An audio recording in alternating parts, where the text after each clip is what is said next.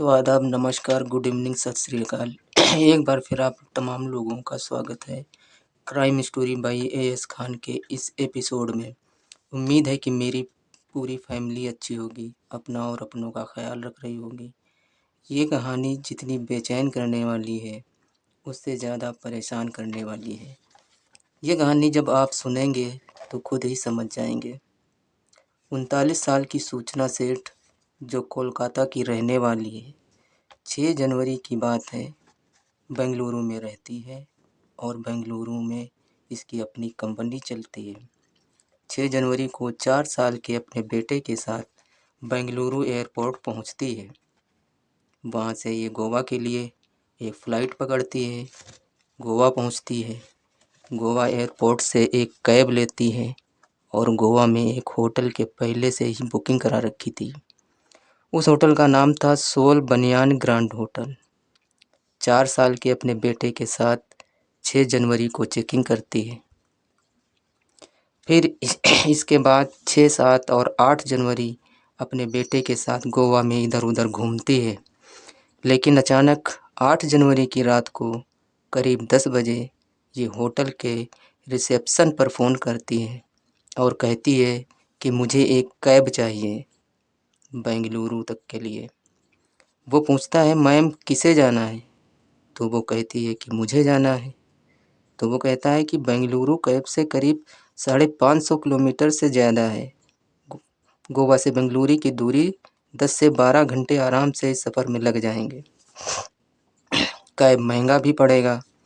इससे बेहतर है कि आप फ़्लाइट पकड़ लें। 1 घंटे में आप फ़्लाइट से पहुंच जाएंगी। वो कहती है कि नहीं, मुझे कैब से ही जाना है। पैसे की चिंता मत करो, आप मेरे लिए कैब बुक करो। उसने एक कैब बुक कर दिया। रात करीब 1 बजे सूचना सेठ काउंटर पर पहुंचती है, चेकआउट करती है, जो भी बिल था पे करती है। हाथ में एक बड़ा सा बैग था। बैग लेकर बाहर निकलती है। सामने टैक्सी खड़ी थी, एक इनोवा कार। उसमें वो बैग रखती है। होटल के स्टाफ भी मदद करते हैं, उनको टिप देती हैं और टैक्सी अब रवाना हो जाती है गोवा से बेंगलुरु के लिए रात 1 बजे। तो बाइक के साथ 550 किलोमीटर का सफ़र तय कर रही एक माँ, जिसने अपने बेटे का कत्ल कर उसकी लाश को बैग में ही ठूंस दिया था। अब कायदे से इस टैक्सी को बेंगलुरु तक करीब 12 बजे तक पहुंचना था। दोपहर 9 जनवरी को रात का वक्त था। इधर होटल के सभी स्टाफ सो रहे थे। सुबह हुई तो एक स्टाफ सूचना सेठ के कमरे में सफाई करने पहुंचता है। सफाई करते करते अचानक उसे फर्श पर खून की कुछ बूंदें दिखाई देती हैं। उसे लगता है कि ये क्या है। वो फ़ौरन अपने मैनेजर को इसकी खबर देता है। मैनेजर आकर देखता है तो उसे कुछ डाउट होता है। वो कलिंगवुड पुलिस स्टेशन को फ़ोन करता है और कहता है कि हमारे कमरे में कुछ ब्लड स्टेन मिले हैं, मालूम नहीं क्या है ये। फ़ौरन कलिंगवुड पुलिस स्टेशन की टीम होटल पहुंचती है, कमरे की तलाशी लेती है, देखती है कि वाकई में ब्लड है।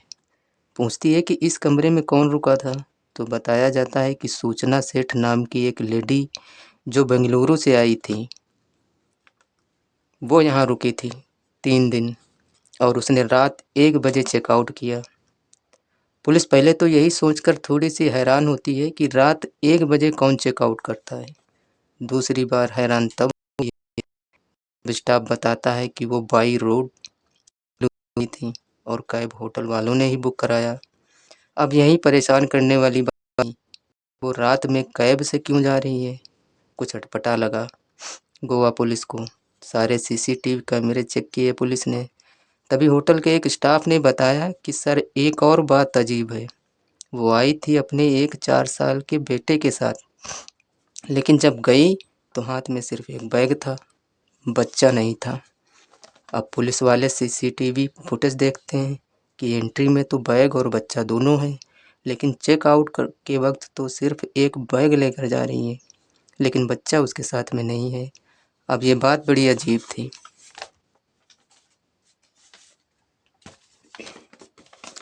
सीसीटीवी फुटेज को फिर खंगाला गया। तो देखा कि एंट्री तो है बच्चे की अंदर आते हुए, लेकिन बाहर जाते हुए नहीं। पुलिस को लगा कि कुछ तो गड़बड़ है, और फिर कमरे में खून के निशान भी हैं। लेकिन फिर ये भी था कि वो माँ बेटे हैं। फिर पुलिस वालों ने उन होटल वालों से ट्रैवल एजेंसी का नंबर लिया, और फिर एजेंसी वालों से उस कैब के ड्राइवर का नंबर लिया जो इनोवा कार चला रहा था बेंगलुरु तक के लिए। अब गोवा पुलिस ड्राइवर को फ़ोन करती है, वो रास्ते में है, ऑन द वे। पुलिस कहती है कि आपकी गाड़ी में जो लेडी बैठी है उनसे मेरी बात कराओ। ड्राइवर मैडम को फ़ोन दे देता है। अब फ़ोन सूचना के पास है। पुलिस वाले सूचना से कहते हैं कि मैम, आप आई थी अपने 4 साल के बच्चे के साथ, लेकिन आप वापस अकेले जा रही हैं। आपका बच्चा आपके साथ नहीं है, कहाँ है इस वक्त वो? सूचना बिल्कुल घबराती नहीं है, ना ही नर्वस होती है। कहती है कि गोवा में हमारे एक रिलेटिव हैं, उन्हीं के यहाँ छोड़ कर जा रही हूँ, कुछ दिनों के बाद वो आ जाएगा। पुलिस कहती है कि वो कौन से रिलेटिव हैं, कहाँ रहते हैं? वो बेखौफ एक एड्रेस देती है और कहती है कि मेरा बच्चा वहीं है। पुलिस एड्रेस नोट करती है। फिर लगता है गोवा पुलिस को कि शायद उनसे कुछ गलती हुई है, बच्चा वहीं रिलेटिव के पास होगा। खामखा मैं इस लेडी को तंग कर रहा हूँ।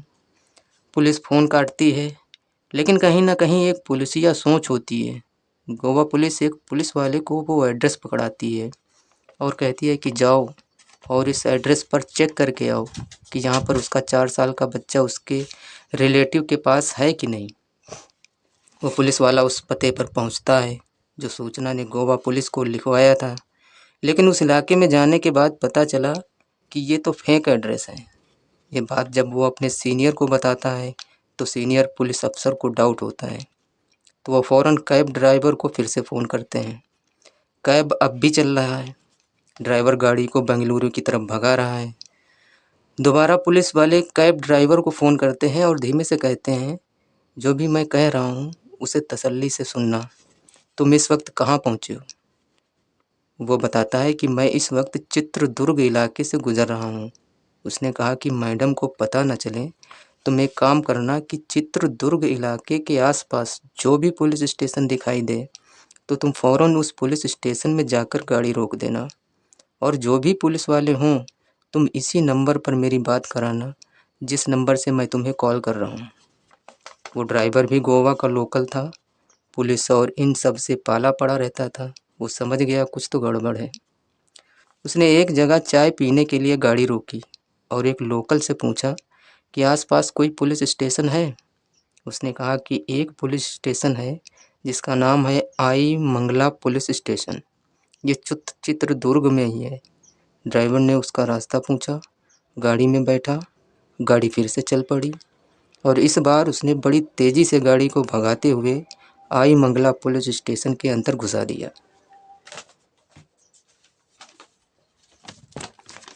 सूचना को कुछ समझ में आता जो पीछे बैठी हुई थी कि ये पुलिस स्टेशन में गाड़ी क्यों ले जा रहा है। तब ड्राइवर नीचे उतरा, पुलिस वालों की तरफ भागा और तब तक वो फ़ोन भी मिला चुका था गोवा पुलिस को, और कहता है कि साहब, ये गोवा पुलिस के लोग हैं, इनसे आप बात कर लीजिए। और फिर वो लोग कर्नाटक पुलिस से बात करते हैं और कहते हैं कि देखिए, एक केस है हमारे कलिंगवुड पुलिस स्टेशन का। ये एक लेडी हैं और ये एक होटल से गई हैं और उस होटल के कमरे में खून के निशान मिले हैं, और इसका इस तरीके से जाना बहुत सारे सवाल पैदा करता है। बस इतनी रिक्वेस्ट है कि आप इस लेडी और जो इसके पास जो बैग है उसकी तलाशी ले लीजिए। गोवा पुलिस की इस रिक्वेस्ट पर जो आई मंगला पुलिस स्टेशन पर मौजूद पुलिस वाले थे वो फ़ौरन गाड़ी के पास जाते हैं, सूचना को उतरने के लिए कहते हैं, लेडी कांस्टेबल से उसकी तलाशी लेते हैं और इस दौरान गाड़ी में जो बैग रखा था डिक्की में वो नीचे उतारा जाता है और उस बैग को खोलने के लिए कहते हैं। तब सूचना सेठ घबरा जाती है। बैग खोला जाता है तो बैग के ऊपर कुछ कपड़े रखे होते हैं। उन कपड़ों को जब हटाया गया तो पुलिस वालों के कदम भी पीछे हट गए। उस बैग के अंदर कपड़ों के नीचे ठूंस कर, हाथ पैर मोड़ कर एक छोटे से बच्चे की लाश पैक थी। पुलिस वाले उस लाश को बाहर निकालते हैं, देखते हैं कि जिंदा है कि नहीं, लेकिन बच्चा कब का मर चुका था। गोवा पुलिस को फ़ौरन वो इत्तला देते हैं। गोवा पुलिस उनसे रिक्वेस्ट करती है कि ये हमारे थाने का मामला है, आप इस बच्चे की डेथ बॉडी को जो वहाँ का सरकारी अस्पताल है वहाँ की मोर्चरी भेज दीजिए और इसका पोस्टमार्टम करवा दीजिए और इस सूचना सेठ को अपनी कस्टडी में रखिए। हमारी टीम पहुँच रही है वहाँ, हम उसको लेकर आएंगे। कुछ घंटे लगे। गोवा पुलिस आई बंगला पुलिस स्टेशन पहुंची। वहां पूरी कार्रवाई करने के बाद सूचना सेठ को गोवा लाया जाता है और उससे पूछताछ शुरू की जाती है। जब पूछताछ शुरू की तो कहानी पता चली। पूरी कहानी कुछ यूँ थी कि सूचना सेठ बेहद पढ़ी लिखी थी और यह अपना करियर बनाने के लिए बेंगलुरु पहुंच गई। उसी बेंगलुरु में इसकी मुलाकात एक नौजवान से होती है जिसका नाम वेंकट रमन है। वेंकट रमन केरल का रहने वाला, वो भी एक अच्छे और पढ़े लिखे परिवार से आता था। दोनों में प्यार हुआ। वो बंगाल की, वो केरल का। मुलाकात बेंगलुरु में। फिर दोनों ने शादी करने का फैसला किया और 2010 में दोनों ने शादी कर ली। शादी के बाद सब कुछ ठीक। लगभग 9 साल के बाद 2019 में वेंकट रमन और सूचना को एक बेटा पैदा हुआ। 2019 में बेटा पैदा होने के बाद भी सब कुछ ठीक था। लगभग वो साल भर का हो चुका था। तभी 2020 आया, कोरोना आया। इस कोरोना के आने के साथ मियाँ बीबी के रिश्ते में कड़वाहट आ गई। कड़वाहट इतनी बढ़ी कि दोनों अलग अलग रहने लगे। अब रहते अलग थे लेकिन बेटा सूचना सेठ के पास था। वेंकट रमन को अपने बेटे से बेइंतहा प्यार था। वो कई बार जाता सूचना के घर अपने बेटे से मिलने। सूचना उसे मिलने नहीं देती। इस दौरान अब दोनों ने यह तय किया कि तलाक ले लेंगे। कोर्ट में पहुंच गए। तलाक का मुकदमा चलता रहा और इधर तमाम कोशिशों के बावजूद सूचना वेंकट रमन को उसके बेटे से मिलने नहीं देती। मुकदमा चला, लगभग 2-3 साल बीत गए। 2023 का एंड, बेंगलुरु के कोर्ट ने अपना फैसला सुनाया। कानूनी तौर पर दोनों को तलाक दे दिया गया। लेकिन इस फैसले के साथ सेशन कोर्ट ने एक और फैसला सुनाया। उसने कहा कि महीने में 4 बार या हर संडे वेंकट रमन अपने बेटे से मिल सकता है और सूचना सेठ इस बाप बेटे की मुलाकात के बीच में रोड़ा नहीं बनेगी। वो उसे मिलने देगी लेकिन बेटे की कस्टडी सूचना के पास ही रहेगी। तो कोर्ट का आदेश, हर संडे मुलाकात बाप बेटे की, ये बात सूचना को पसंद नहीं आई। कोर्ट का फैसला उसे कहीं से भी अच्छा नहीं लगा। उसे इन 3 सालों के दौरान अपने पति से इस कदर नफरत हो गई थी कि वो नहीं चाहती थी कि उसके पति को खुशी का एक पल भी मिले।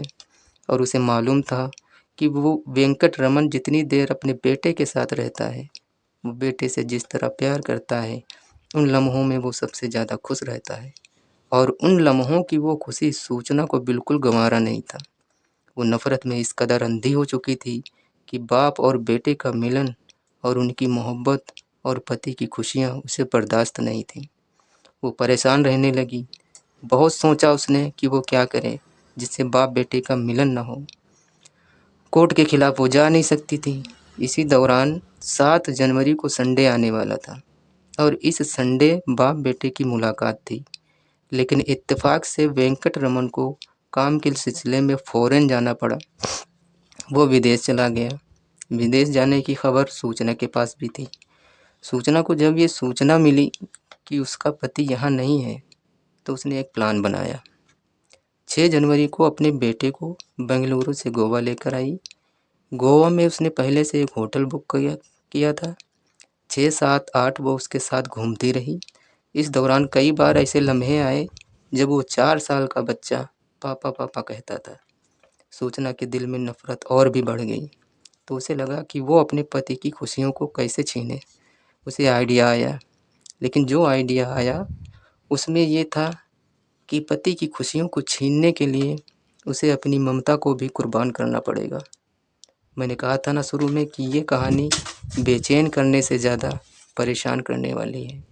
अपने पति को खुश न देखे, वो खुश न रहे, इसके लिए ज़रूरी था कि उसका बेटा न रहे।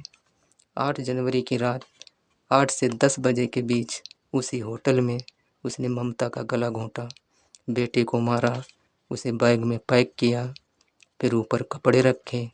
उसे पता था कि अब गोवा उसके लिए अनजान है और जगह जगह सीसीटीवी कैमरे भी हैं, तो अब गोवा में लाश को कहाँ ठिकाने लगाएं, वो पकड़ी जाएगी।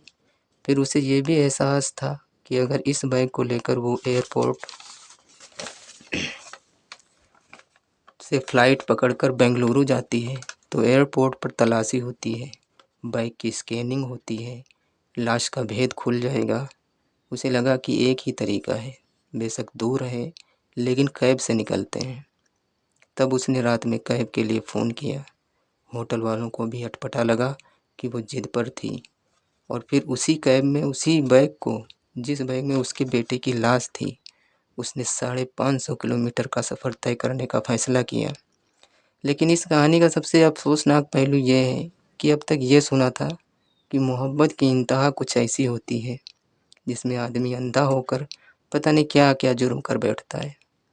लेकिन नफ़रत की इंतहा इतनी कि एक पत्नी अपने पति को उससे सारी खुशियाँ छीनने के लिए अपने बेटे को भी कुर्बान करने से पीछे नहीं हटी। उसकी इस हरकत से ममता ही रुसवा हुई है, और नफ़रत की ऐसी इंतहा परेशान करने वाली है। तो ये थी वो अफसोसनाक कहानी। आज कहानी में इतना ही। अब आपसे मुलाकात होगी कल एक नई कहानी के साथ। तब तक अपना और अपनों का ख्याल रखिएगा। अगर आप लोगों को मेरी कहानी अच्छी लगी हो तो मेरे चैनल को सब्सक्राइब कर लीजिए और कमेंट में अपनी राय ज़रूर दीजिएगा, जिससे मेरा हौसला बढ़ता रहे। Thank you very much.